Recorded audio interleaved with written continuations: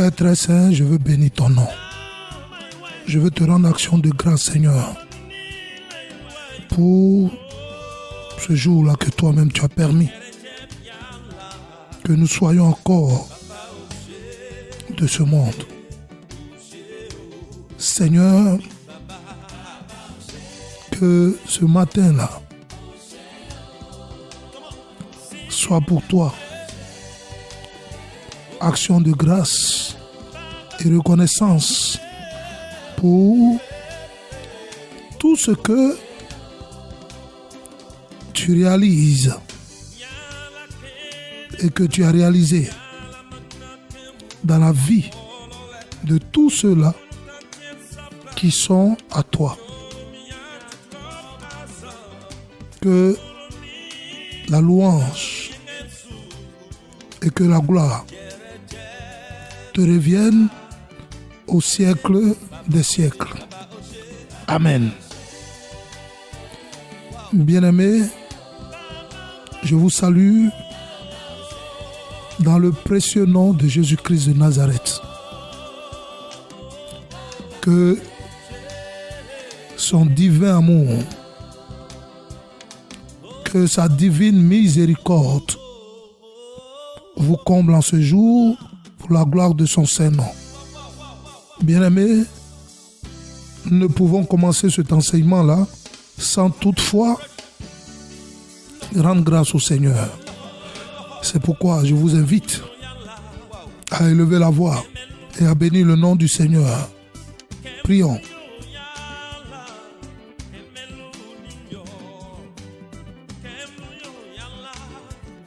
Bien-aimés, prions.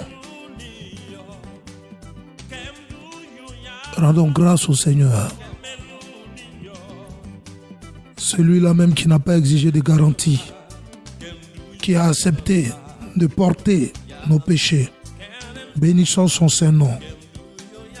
Élevez-le.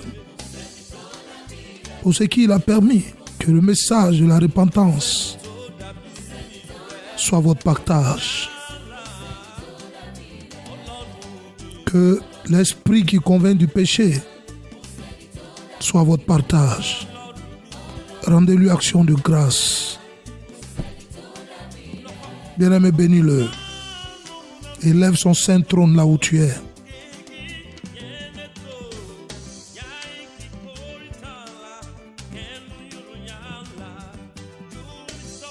Oui,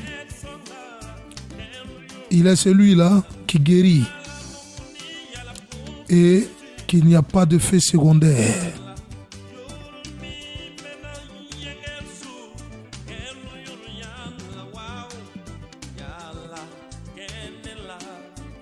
Il est celui-là qui élève et que personne ne peut abaisser. Je parle de l'élévation spirituelle.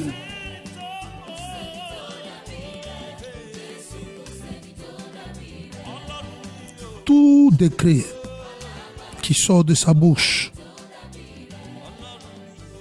est oui et amen. Bien-aimé, c'est pourquoi il faut lui rendre action de grâce. Nous ne pouvons pas commencer cet enseignement-là sans toutefois rendre grâce au Seigneur. Bénis-le.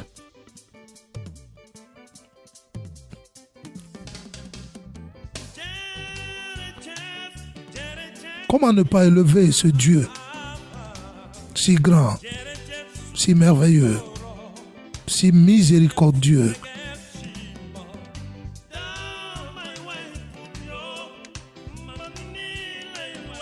Bénis-le. Rends-lui action de grâce pour ta nation.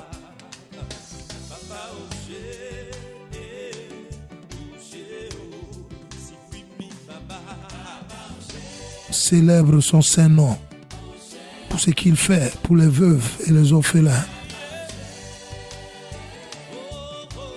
Rends-lui grâce pour ceux-là qui sont dans ces prisons-là, à tort ou à raison. Prie, bénis et rends action de grâce pour ceux qui te persécutent.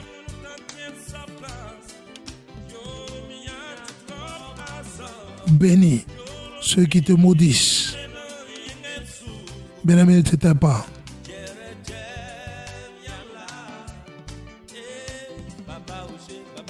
Il renouvelle sa bonté chaque matin dans nos vies. Et c'est pourquoi il faut élever la voix pour lui rendre action de grâce. Tu n'as aucun mérite à être en vie en ce jour. Ce n'est pas ta force. Ce n'est ni ta puissance, ni tes œuvres.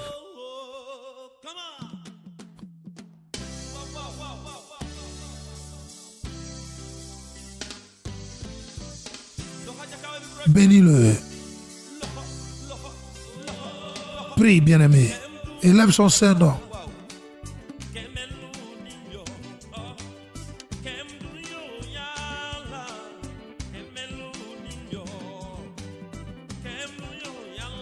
Il est celui-là qui dit et les choses arrivent. Son nom est Alpha et Oméga. Il est l'admirable conseiller. Bénis-le.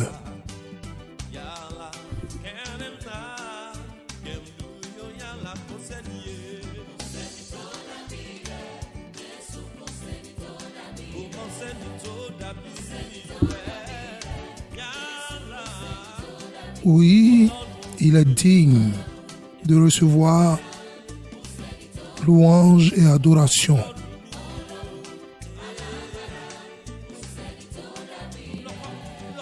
Élève son Saint-Nom. Celui-là même qui te garde dans le creuset de ta main.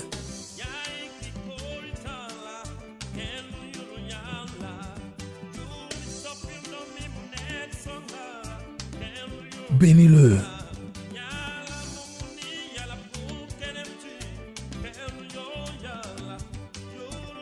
Rends-lui grâce. Oui, nous ne pouvons pas commencer cet enseignement sans toutefois lui rendre action de grâce.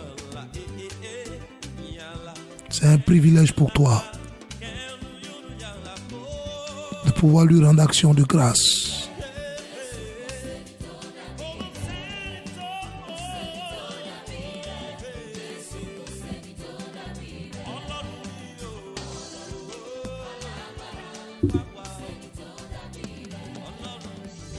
Bénis-le. Bénis-le.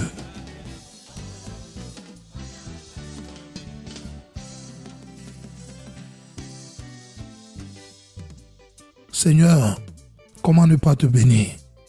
Comment ne pas te rendre action de grâce, Seigneur?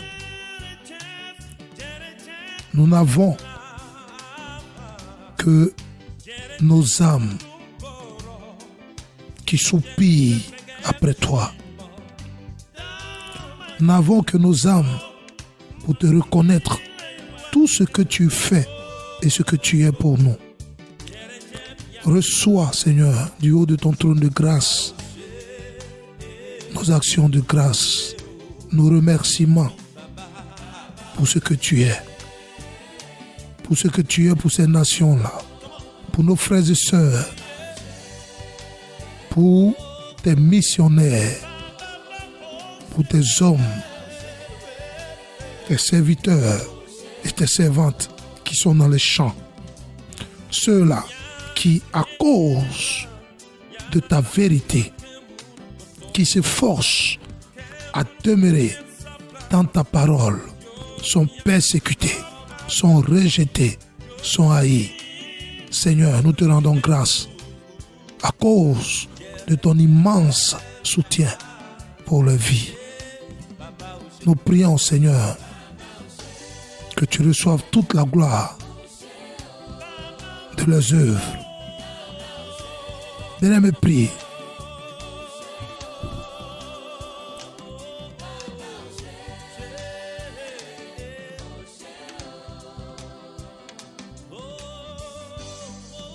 Bénis-le.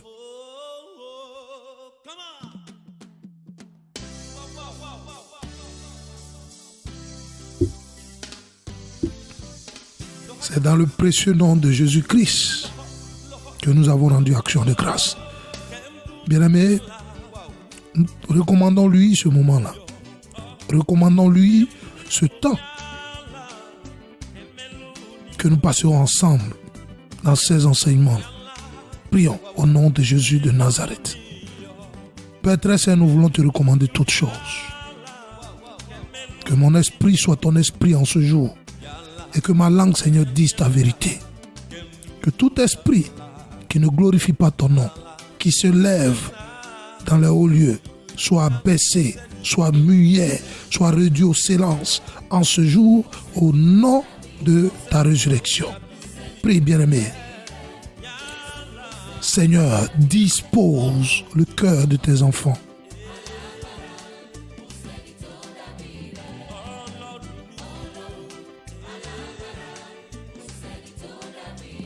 Prie.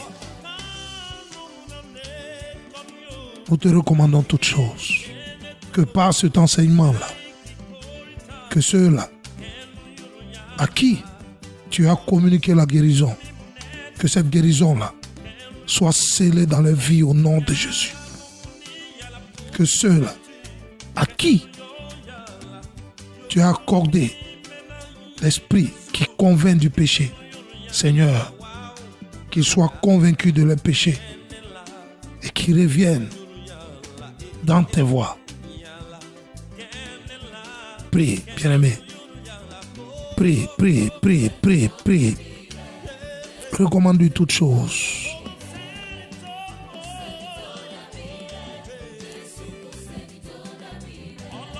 Recommande-lui toutes choses. Recommande-lui toutes choses.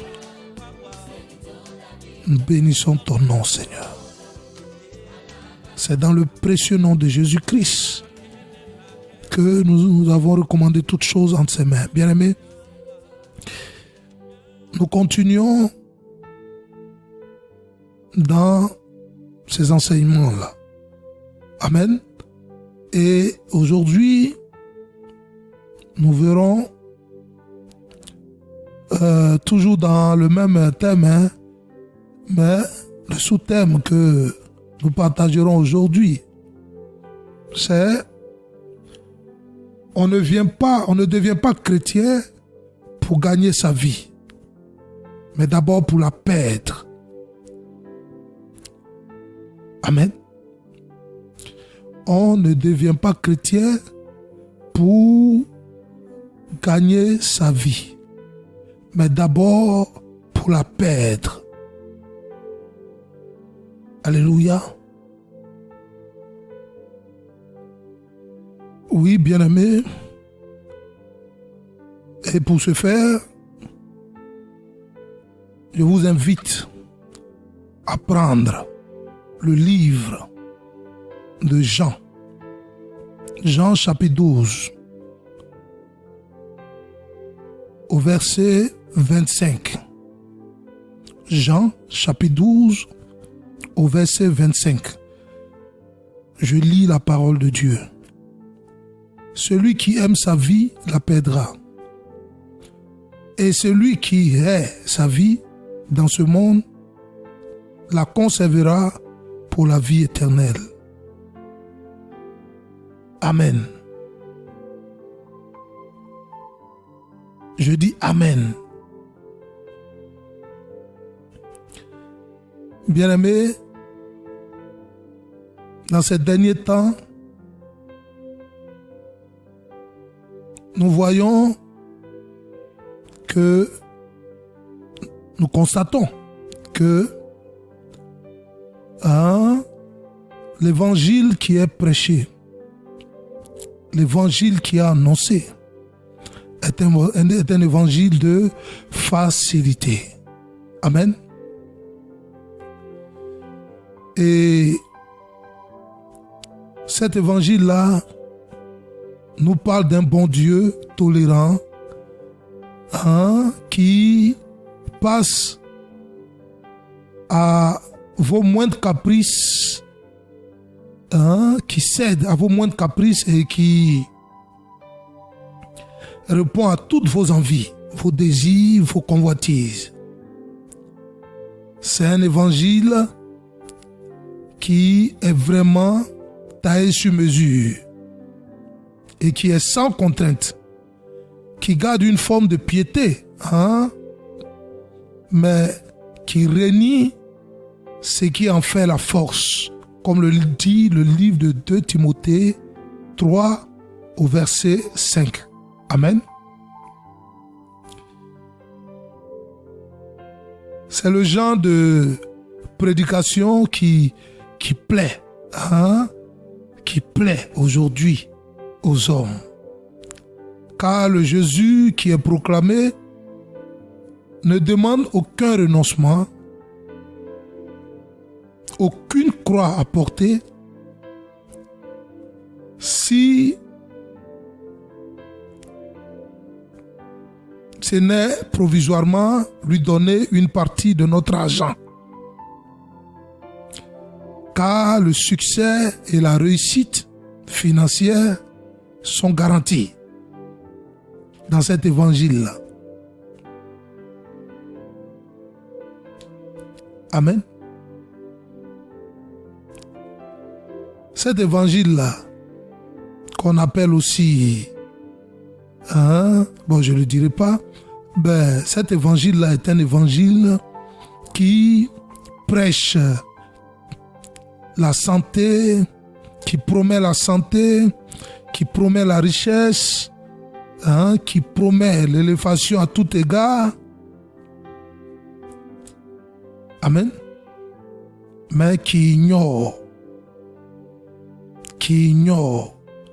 la repentance, qui ignore le renoncement, qui ignore la mort, la crucifixion de l'ancienne nature. Amen.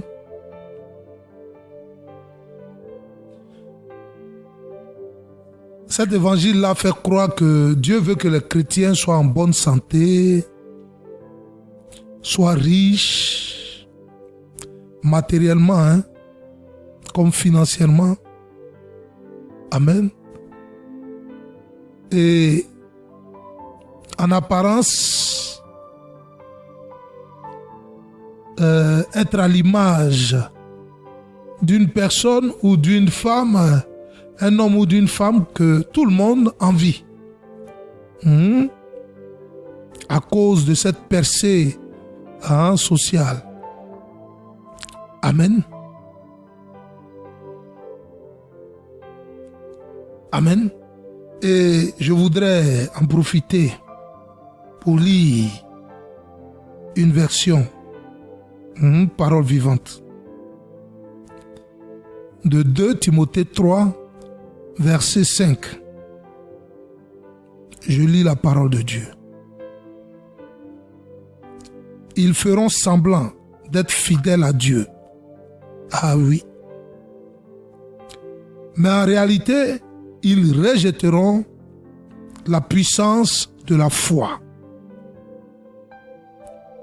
Tourne le dos à ces gens-là. Amen.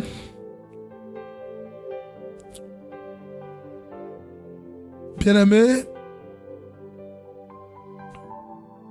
c'est dommage de constater que bon nombre de ceux qui invoquent le nom du Seigneur Jésus-Christ et qui se réclament de lui n'ont vraiment pas compris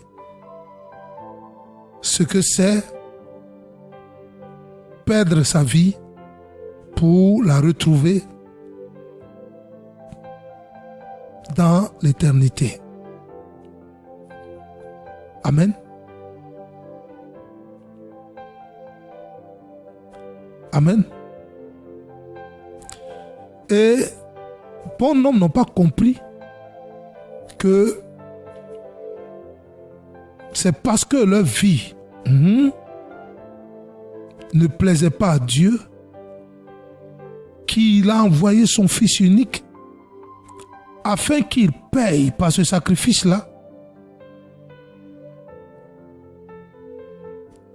de son sang, de sa vie, afin de nous accorder une nouvelle vie qui est la sienne. Amen. Je vois beaucoup de gens qui courent vers les lieux de culte,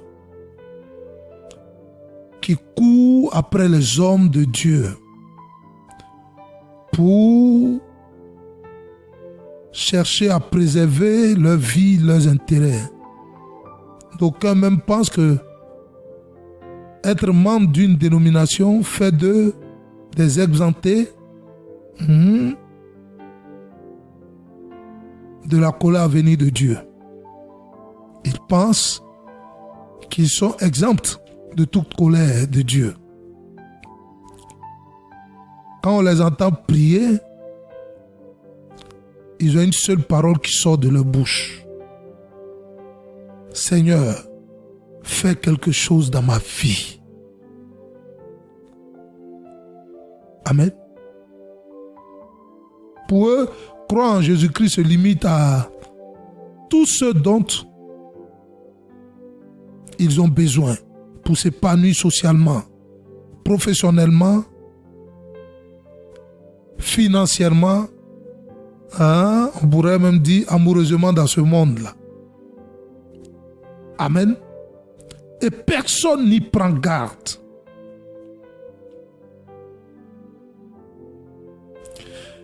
Et dans ma lamentation, il y a cette parole du Seigneur là qui m'a donné du réconfort.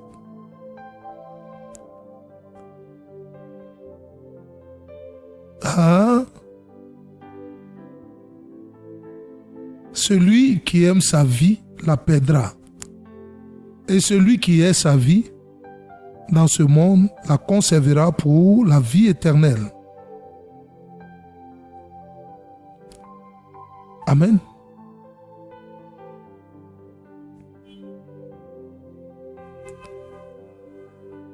Alléluia.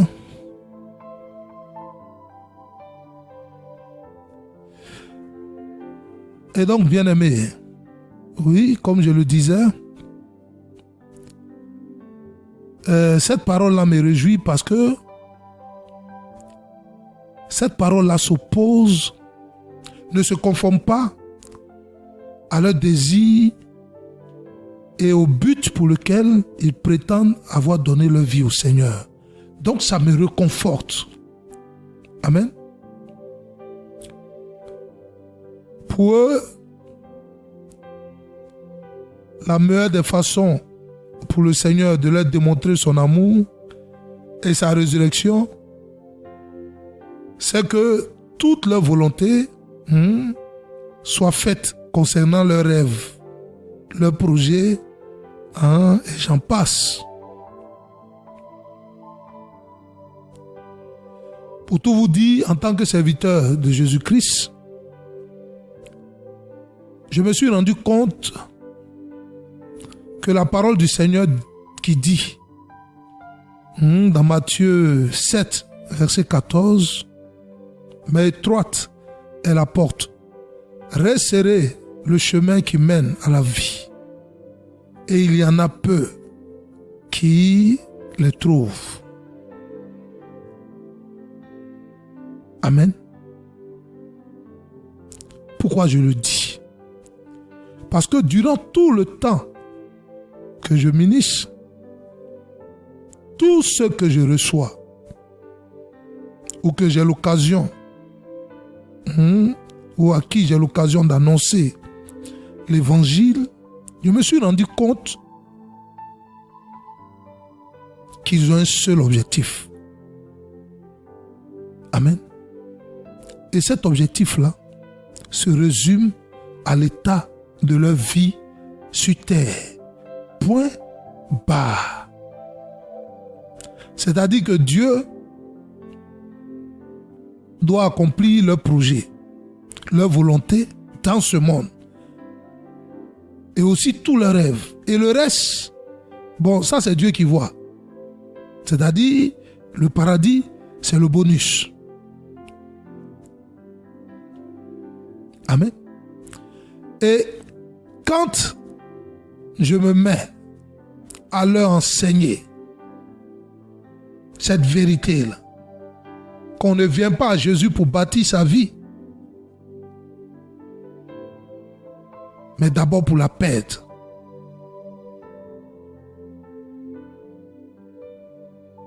Bon nombre se retourne. Comme on dit, je préfère aller voir ailleurs. Son évangile ne me convainc pas. Il n'y a pas l'onction dedans. Depuis il m'enseigne, ma vie n'a pas changé. Mais ta vie, on dit, il faut la briser, il faut la détruire. Qu'est-ce que tu veux que Dieu change dedans? Qu'est-ce que tu veux que Dieu change dans cette vie-là? Que lui-même, il refoule, il méprise, il renie, qu'il voit comme de la boue. Amen.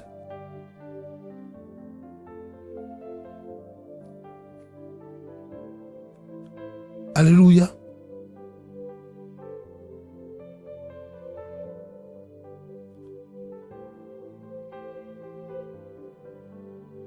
Oui, j'ai fait ce constat amer, que les hommes et les femmes qui prétendent chercher Dieu ne le cherchent pas en réalité. Amen. Pour eux, Dieu doit aller dans le sens, c'est-à-dire Dieu est un personnage qui est là, qui n'a aucune préoccupation, il n'a rien à faire, il est assis là de 6h à 6h le lendemain, c'est-à-dire 24 heures sur 24, et il écoute tout ce qu'on lui demande, tout ce qu'on lui dit, et il a pour ordre d'accomplir tout et de ne pas se plaindre. Amen. Et comme disais-je, c'est des gens qui prétendent chercher Dieu, mais en réalité ne le cherchent pas, mais qui ont tracé leur voie, ils ont tracé leur plan, leur vie, et ils viennent en fait pour que l'homme de Dieu là prie, pour que ce que eux ils veulent là s'accomplisse. Amen. Et c'est malheureux, il y a encore ces hommes de Dieu endémés qui eux-mêmes n'ont pas perdu leur vie, donc ils ne donnent que ce qu'ils ont. Amen. Un homme de Dieu, un pasteur, un homme qui dit qu'il est de Dieu, il doit être à l'image de Dieu. Il doit dire ce que Dieu dit. Quand Dieu envoie Jésus, Jésus vient parler de la vie éternelle. Il vient exhorter ceux-là qui l'enseignaient de s'efforcer d'être à l'image de Dieu. Comme Dieu est parfait, qu'il soit parfait. Comme Dieu a haï le monde, il faut qu'ils arrivent à haïr le monde.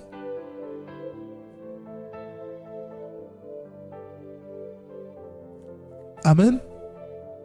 Oh non, je ne sens pas l'onction là-bas. Oh, ces enseignements-là, ça ne me donne pas la vie. C'est toi qui es pressé. On dit que le temps est l'ami du prophète. Dieu envoie ses messagers. Ce n'est pas pour aujourd'hui. Ce n'est pas pour le temps que tu es sur la terre. Mais c'est pour le jour du jugement dernier, bien-aimé. Après la mort vient le jugement. Et c'est là que tu sauras si ce qu'on te dit là, c'est la vérité ou pas. Pour le moment, tu peux jubiler, tu peux jacasser. Amen. Et quand j'étais encore jeune dans la foi, dans le ministère, je ne comprenais pas pourquoi des êtres humains ne voulaient pas abandonner leur vie pour abhorrer la vie de celui-là qui a créé la terre et les cieux. Et que ils lisent qu'il est ressuscité. Ça me tourmentait. J'ai décidé de poser ces questions-là au Seigneur. Seigneur, pourquoi ces hommes et ces femmes-là refusent-ils de perdre leur vie pour la retrouver éternellement? Quand ils viennent, non, oui, on m'a dit que je devais aller aux États-Unis, on m'a dit que je devais aller en France. Non, on m'a dit. Non, je veux. Amen. Oui, j'ai posé la question au Seigneur. Pourquoi ils refusent de perdre leur vie? Mais tu dis que s'ils perdent leur vie, tu vas leur donner l'éternité. Mais eux, ils ne veulent pas l'éternité. Là. Comme on dit chez nous, les Ivoiriens, en même temps est mieux.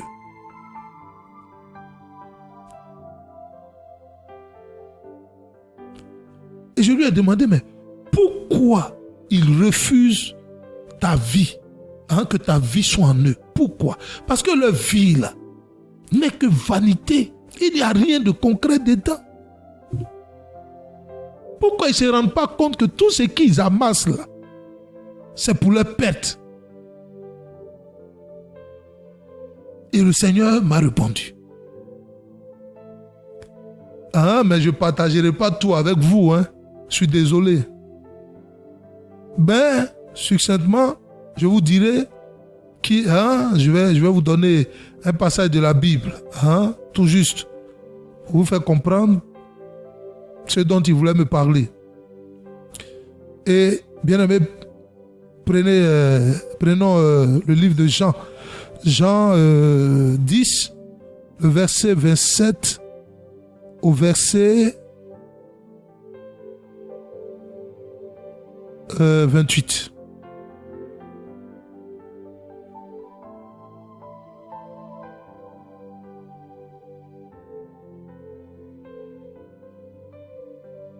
Oui, bien-aimé, Jean 10, 27, 28. Il m'a dit ceci, le Seigneur m'a dit ceci. Mes brebis entendent ma voix, je les connais et elles me suivent. Je leur donne la vie éternelle et elles ne périront jamais. Et personne ne les ravira de ma main. Amen. Mais ceux à qui tu parles, écoute-moi bien. Il continue, il me dit, mais ceux à qui tu parles, ils ne reconnaissent que la voix de leur convoitise, leur désir, leur orgueil, leur égoïsme. Comment pourront-ils entendre ce que je dis? Waouh! Dès lors, j'ai compris beaucoup de choses. Amen. J'ai compris beaucoup de choses. C'était une parenthèse. Nous continuons. Dès lors, comme je l'ai dit, j'ai compris beaucoup de choses. Et ces gens-là, qui ne veulent pas perdre leur vie, au contraire, ils viennent avec leur vie pour que Jésus arrange cette vie-là. Agrémente cette vie-là. Ces gens-là, pour se donner bonne conscience, ils vont jusqu'à dire qu'ils ont donné leur vie à Dieu. Amen. Le même là, qui demande, le même Dieu, qui dit de perdre ta vie là. Et toi, tu dis que tu lui as donné ta vie. Il y a un paradoxe. Il y a quelque chose qui ne va pas.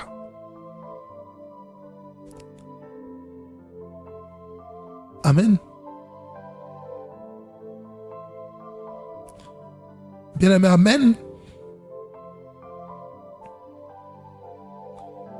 Bien-aimé,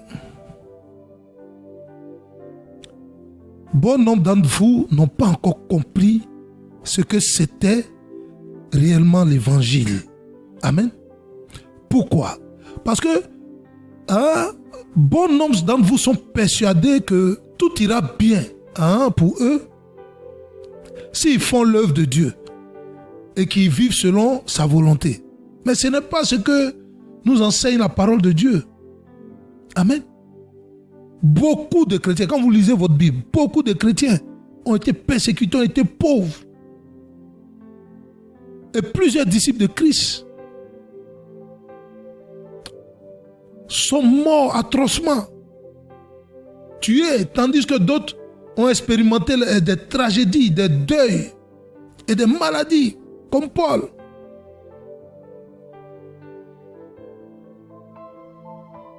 La maladie ne peut pas être...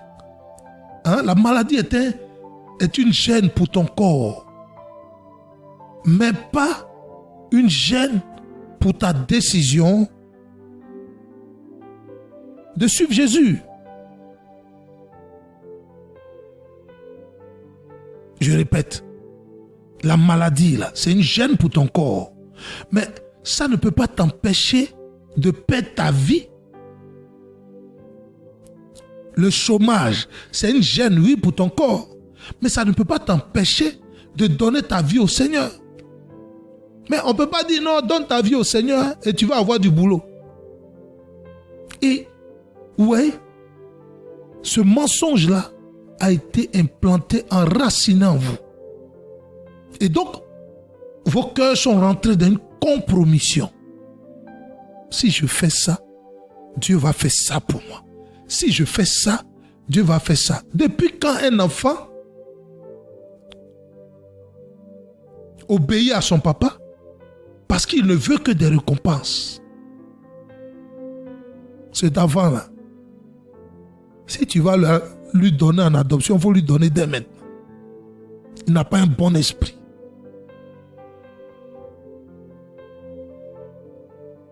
Amen. Comment on peut avoir à l'idée de venir à Jésus parce que Jésus va, je ne sais pas, va embellir cette vie-là que lui-même, il nous demande de la perdre. Ouais, pas qu'il y a quelque chose qui ne va pas. Moi, je suis un prophète, je suis là pour dénoncer. Je ne suis pas là pour vous dire, soyez bénis, vous êtes bénis. Non, non, non, je suis là pour vous montrer. Je suis là pour vous convaincre du péché. L'esprit qui est en moi convainc du péché. Vous-même regardez, le monsieur vous dit, perdez votre vie, bradez-la. Et vous venez, vous dites, non, il faut embellir. Il y a un problème. Entre vous et lui, dites-moi, bien-aimé, entre vous et lui,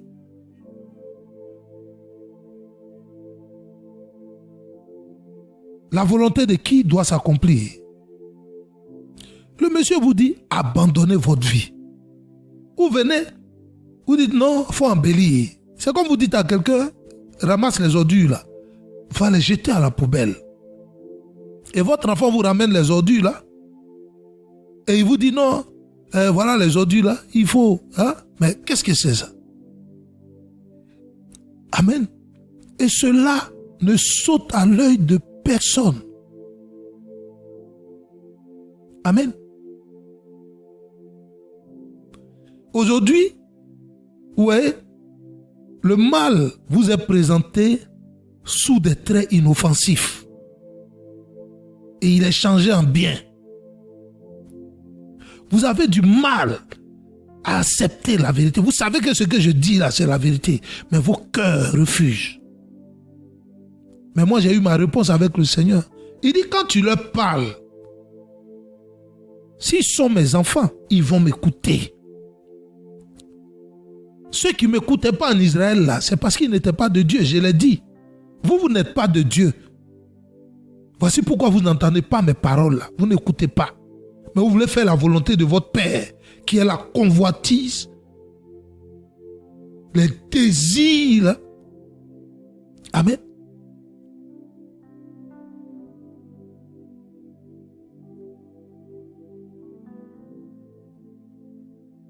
Alléluia.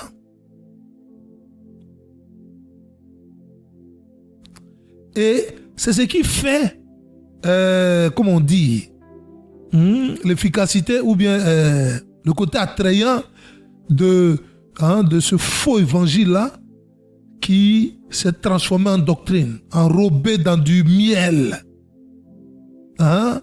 qui est plus facile à avaler. Et vous avalez. Vous aimez là où il y a... Mais c'est incroyable ça.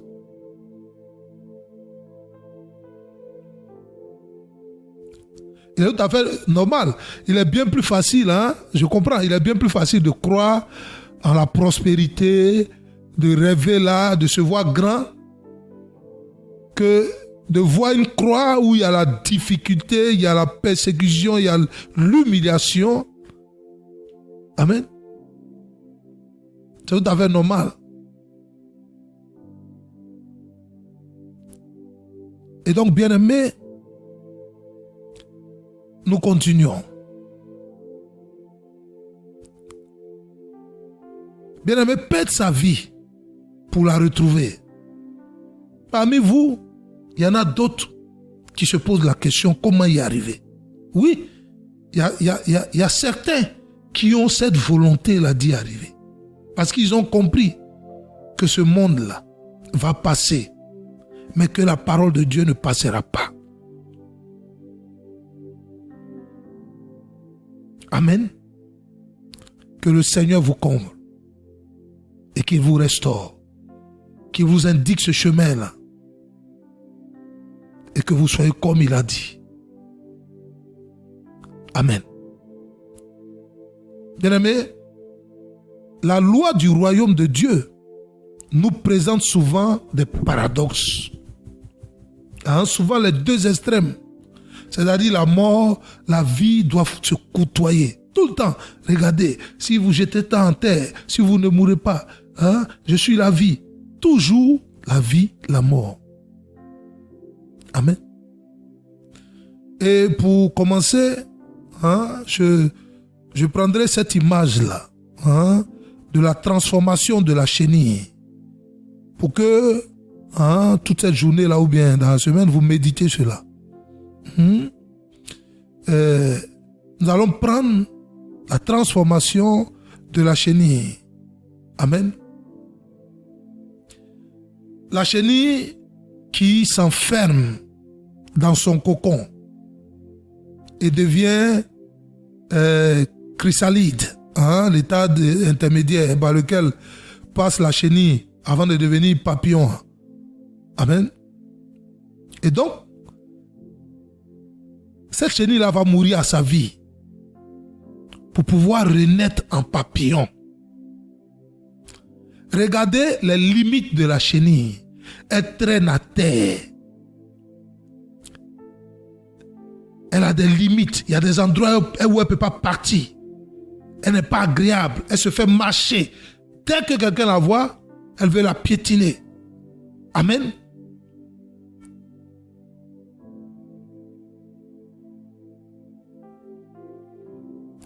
Alléluia. Et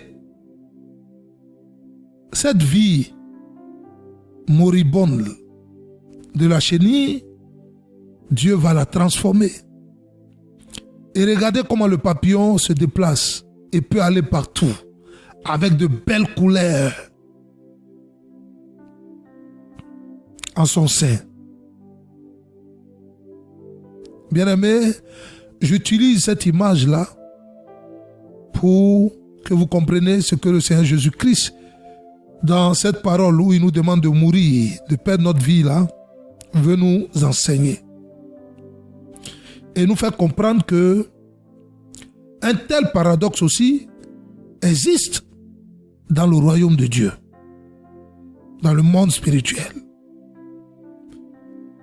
Pourquoi le Seigneur exige que nous perdions notre vie? C'est parce qu'il sait que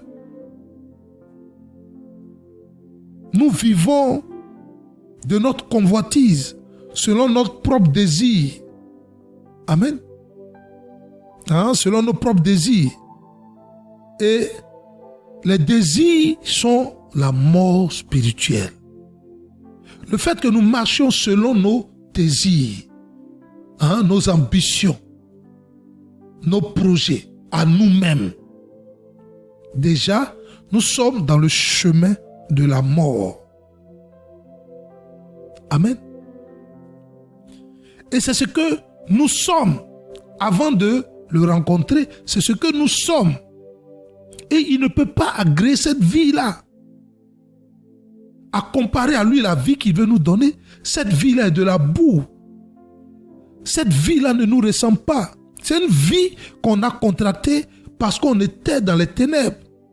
Et donc si on doit revenir à lui, il faut bien qu'on se détache de cette vie-là, qu'on la renie. Prenons le livre d'Éphésiens 2, versets 1 à 3. Je vais lire la parole de Dieu. Autrefois, vous étiez morts à cause de vos fautes, à cause de vos péchés.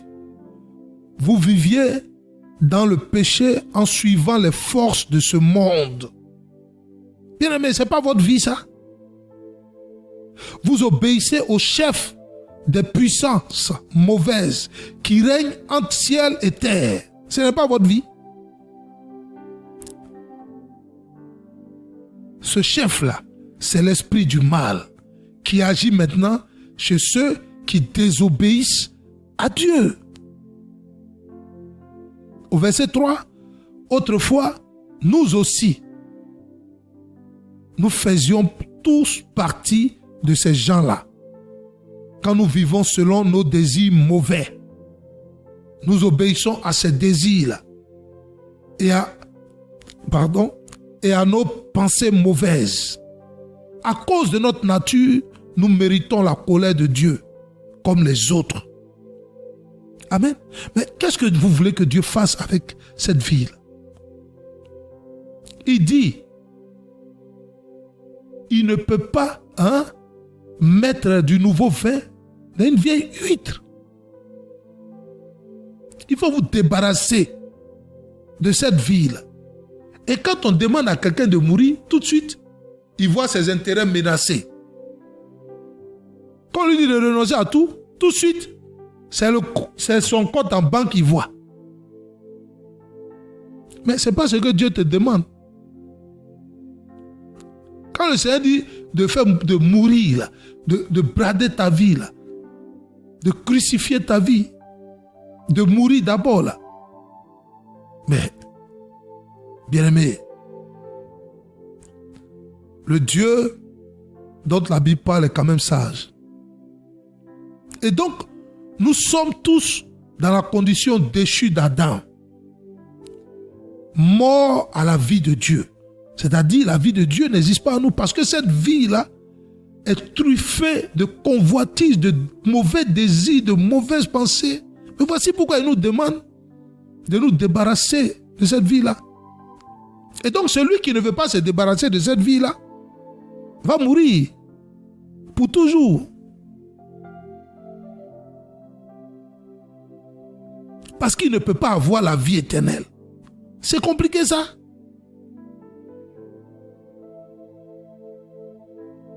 Si vous êtes un enfant de la désobéissance, parce que vous êtes descendant d'Adam, amen. Mais c'est normal que vous ayez toutes ces choses-là en vous. C'est votre nature, c'est votre vie, c'est comme ça que vous avez toujours vécu. Et maintenant, quand vous dites que vous voulez venir à Jésus, vous voulez lui donner votre vie d'après vous, qu'est-ce qu'il va en faire? C'est qui est pourri là? Qu'est-ce qu'il va en faire? C'est parce que votre vie n'est pas meilleure, votre vie est désagréable qu'il est venu donner lui-même sa vie. Et maintenant, qu'est-ce que lui doit faire avec votre vie là? Jetez-la. Et lui va vous donner une nouvelle vie, c'est ce qu'il dit.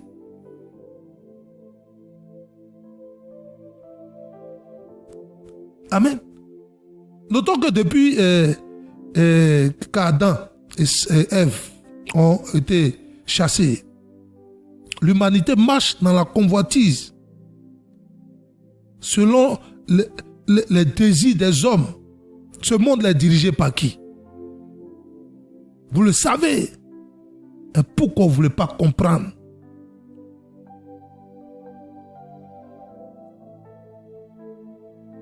Celui qui prie et qui veut que Dieu le bénisse par une voiture, mais c'est incroyable. Celui qui prie et qui veut que Dieu le bénisse par une maison, oh là là, Seigneur, jusqu'à quand? Mais c'est dans la convoitise, dans les désirs impurs là que les hommes se sont créés toutes ces choses-là. Et comment Dieu peut prendre encore ces choses-là pour brandir et dire que c'est sa bénédiction qu'il donne à ceux qui ont bradé leur vie pour le suivre?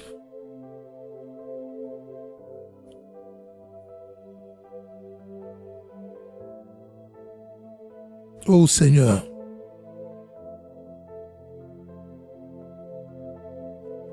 la Bible dit que quiconque se livre au péché est esclave du péché. N'est-ce pas?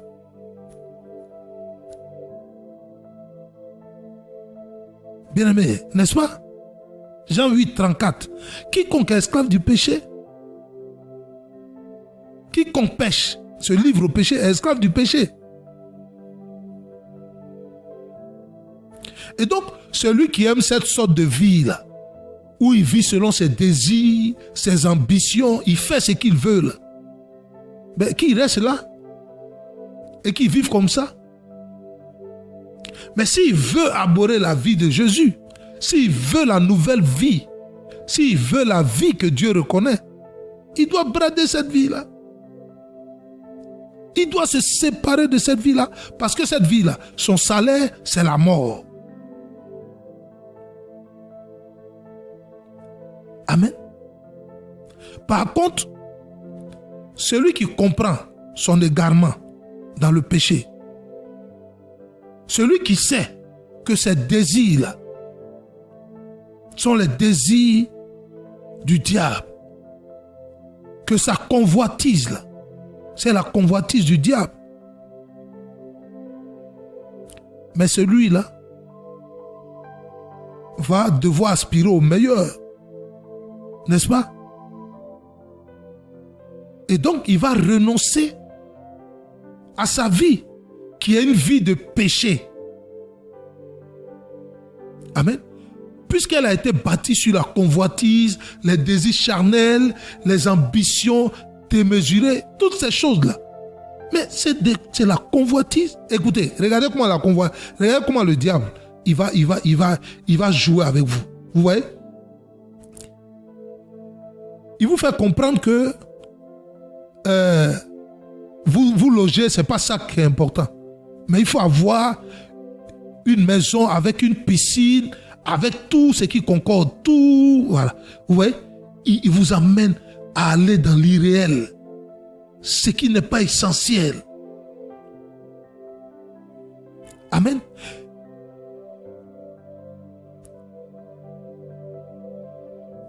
Alléluia. Et donc, on va voir ça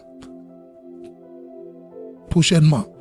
Mais donc, cet homme-là, c'est qu'il a bâti toutes choses par sa convoitise, par ses envies, par ses désirs charnels et beaucoup d'autres choses. Et donc, il va décider de faire mourir cette vie-là. Car il sait que la seule vie, amen, qui est sans péché, c'est celle de Jésus-Christ. Et quiconque va renier cette vie-là, qui est remplie de vanité et de convoitise, et qui accepte que cette vie-là meurt, va posséder maintenant cette vie de Christ-là qui est sans tache. Parce que la Bible dit dans le livre de Jean, bien-aimé, dans le livre de Jean 8, au verset 36, oui, si donc le Fils vous a franchi, vous serez réellement libre. Si vous abhorrez, c'est-à-dire vous mourrez, et que vous laissez la vie de Christ en vous, descendre en vous, vivre en vous, mais vous êtes exempté de tout péché. Parce que la vie de Jésus, là, il n'y a pas le péché. Il est l'agneau qui est sans tache. Il est l'agneau qui a ôté le péché du monde. Vous ne pouvez pas comprendre ça. Ce n'est pas facile ça. Et c'est ce que Paul a compris, bien-aimé. Voici qu'il parle, il dit, on était comme vous auparavant. Il n'a pas eu honte de le dire. Mais Dieu a utilisé cet homme-là pour nous montrer que oui, c'est possible. Parce qu'il y a d'aucuns qui disent, non, mais c'est pas possible. Donc, c'est son sang qui nous couvre. Reste là, le sang va te couvrir. Paul a compris, bien-aimé, et a accepté de perdre sa vie pour que Christ vive en lui et qu'il ne soit plus trouvé pécheur devant Dieu. Voici pourquoi il dit, j'ai été crucifié avec Christ. Et si je vis, ce n'est plus moi qui vis. C'est Christ qui vit en moi. Alléluia.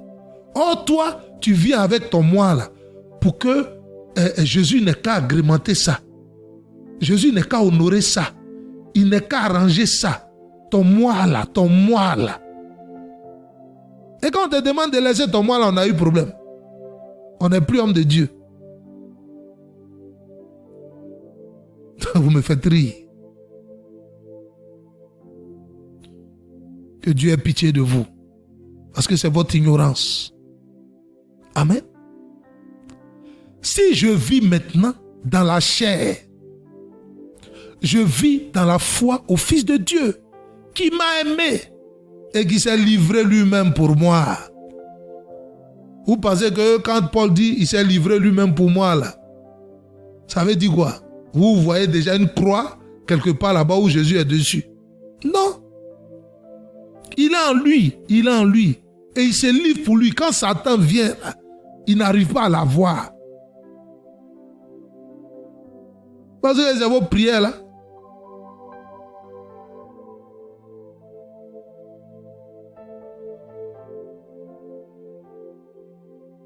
Bien-aimé, Dieu vous aime. Fuyez. Vous êtes entre les mains du diable. Sortez de... Dégagez-vous, détachez-vous de ses mains.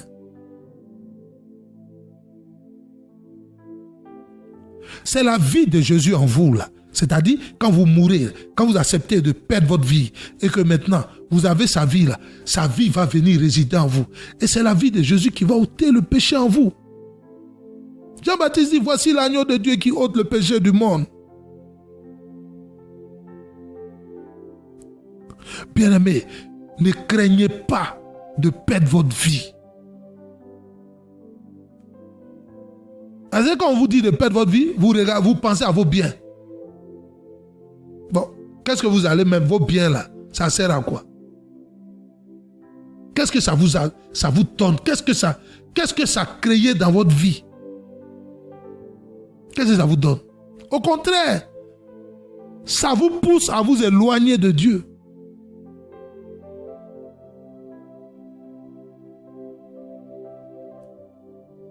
Amen.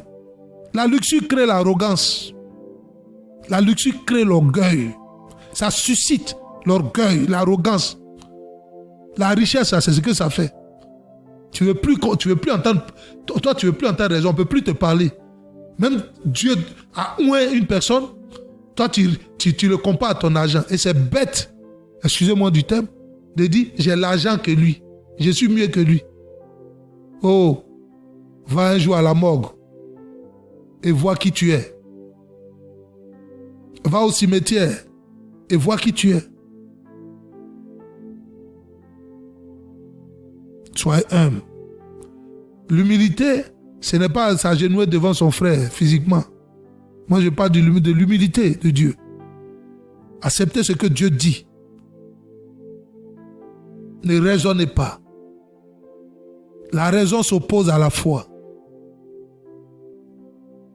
N'ayez pas peur de perdre votre vie. Et comme je l'ai dit tantôt, pour ma petite expérience, mes années de ministère, je me suis rendu compte que personne ne veut perdre sa vie. Personne. Oui, je fais les nations. J'en ai vu. Personne ne veut perdre sa vie. Ils viennent à Jésus, d'après eux, tout juste pour que Jésus embellisse leur moi, qui est leur vie. C'est qu'ils ne comprennent pas là, que Jésus leur révèle ça et qu'ils l'embellissent.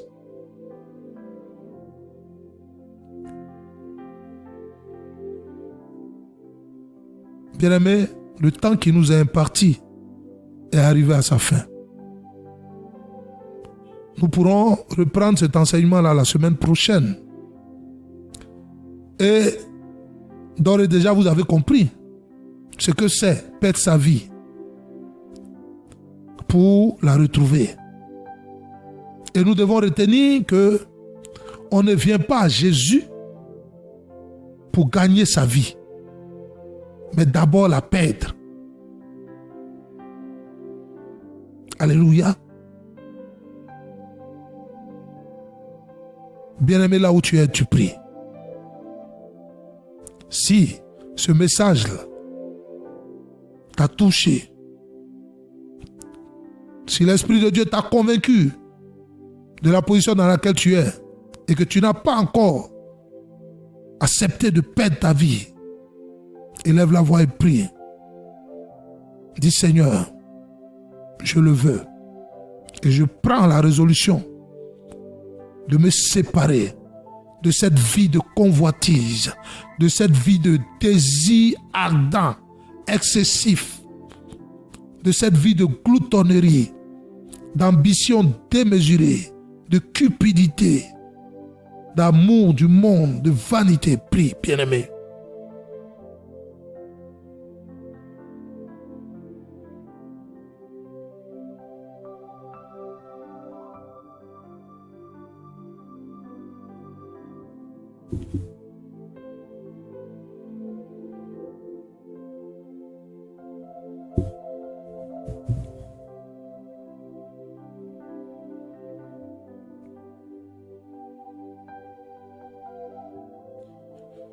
Seigneur, ce sont tes enfants.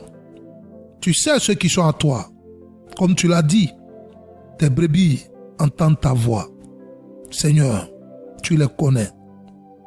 Ceux-là qui sont à toi, convainc-les. Convainc-les afin qu'ils voient la gloire qui se trouve dans ta vie.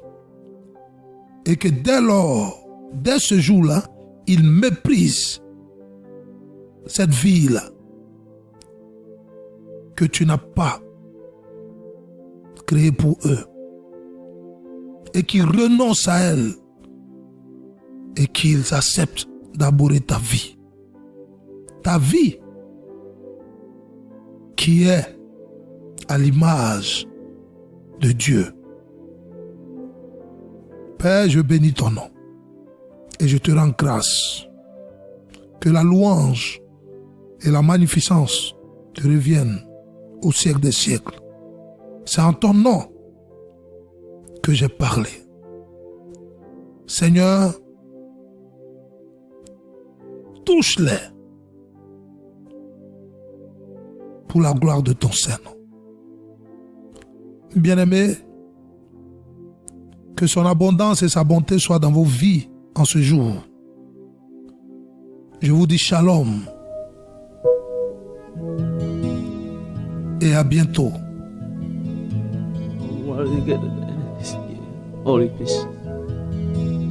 Oh mon Dieu, que tu es bon. Oh Seigneur, que tu es bon. Tu es tellement bon que lorsque un seul de tes enfants s'égare, tu déploies les cieux pour le ramener à la bergerie. Ramène-moi sur ta parole. Oh Lord. Tu m'as créé pour t'adorer.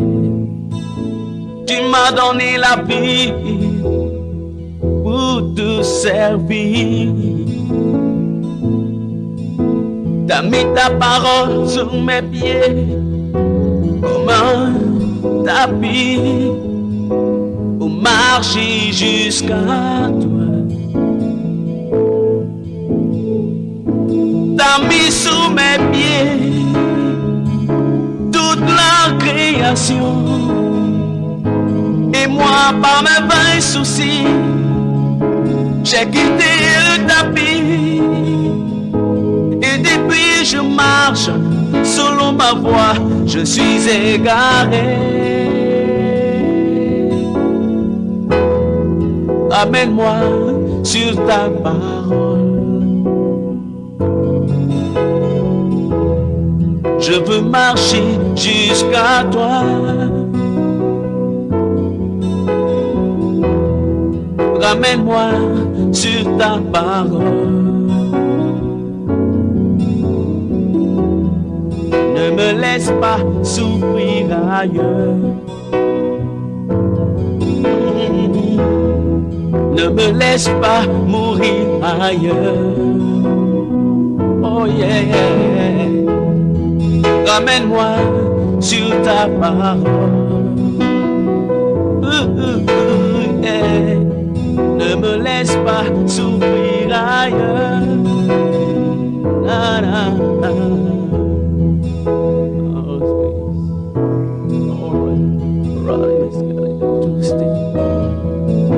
I want to make prison sleep. Oh, I want this prison sleep. Tu m'as créé pour te chanter. Tu m'as donné la vie pour te servir. T'as mis ta parole sous mes pieds comme un tapis pour marcher jusqu'à toi. T'as mis sous mes pieds toute la création.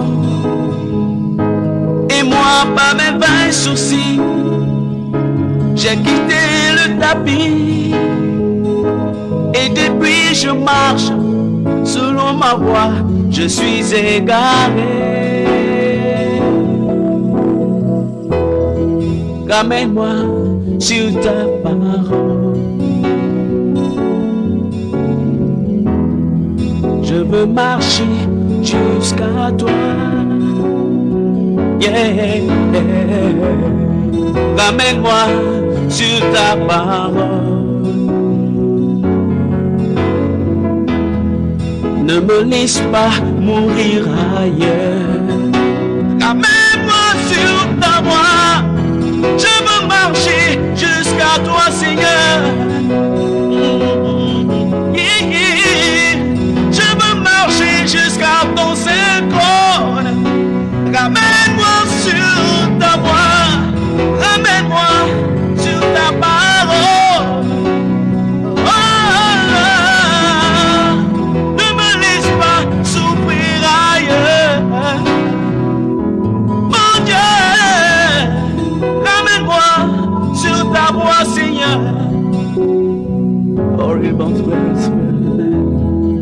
Ne me laisse pas mourir ailleurs. Ramène-moi sur ta parole.